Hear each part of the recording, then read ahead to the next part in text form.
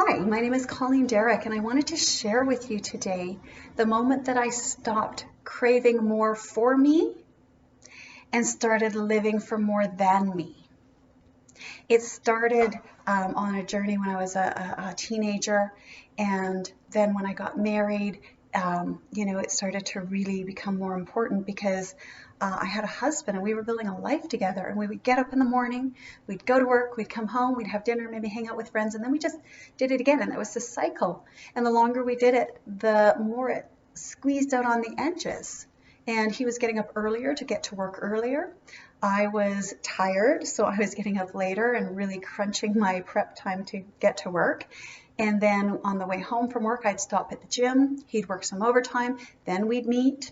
And then he would start doing more overtime, and I'd be picking up more around the house. And then we'd meet to have a nap and crash before we had supper. And it just felt like the hamster wheel was just keeping going. And then it started to get faster. And we needed to change something because Jesus said he came so that we could have life more abundantly. And so far it looked like we were just building more abundance rather than living abundantly. So how do we get off the hamster wheel?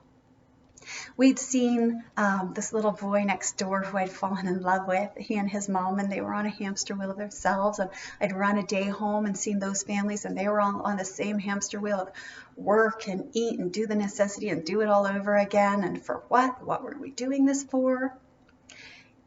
And it sparked that life needed to have more to it. We needed to shift the focus and the dynamic. And I remember that we were at our family condo in Maui one time. I was standing on this beach watching the sun go down. It's gorgeous. And there the sun doesn't take like 2 hours and it's sort of like a gradual thing. No, it's like this 20-minute, half-hour process that you can actually really engage in. Most beautiful place on earth, pristine beaches, clear water, breeze just whooshing through, barbecues going in the backdrop, the conch shell ringing through the air. And I was miserable. It was miserable. We had everything you could want in life. We had more food than we could eat, and it was good. We had this beautiful condo that our family owned that we could go visit regularly. We had nice clothes to wear. But I was still me, and I still brought my heart to the table. And I realized that it is so true that if we don't know what our enough for physical bounty is, that our heart can never really experience what is enough for sharing community and loving and investing in others. So as we discussed that as a family, we put a cap on how much we would spend on things. We knew what we could live on, and then everything above that was designated to go to certain things. And what that allowed us to do was it allowed us to have the financial freedom to not let the money make the decisions, to not let the money call the shots. And so we were able to scale down and work part-time, and both my husband, myself, and my son all agreed we wanted to adopt a little boy, and we did. And we were able to put the time and the energy into that he really needed. And it was a privilege, and it was hard, and there were a lot of sacrifices, and there was a lot of damage that was done. And we had thankfully had that solid support of our people and our financial base and our lifestyle that we'd already refigured out what our priorities were.